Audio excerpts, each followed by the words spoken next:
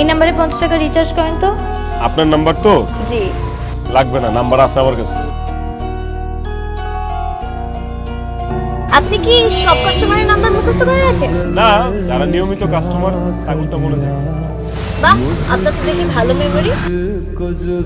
টাকার কথা তুই চিন্তা করিস না মা, আমি সেটা সম্মত বানায় দেব। তুই শুধু লেখাপড়া ঠিক মতো কর মা। ঠিক আছে আব্বা, এখন রাখি।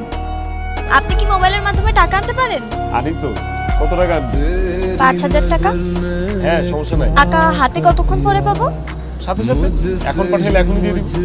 না, এখন পাঠাবে না, কাল পাঠাবে। টাকাটা কে পাঠাবে? কে পাঠাবে এই তথ্য কি লাগে নাকি?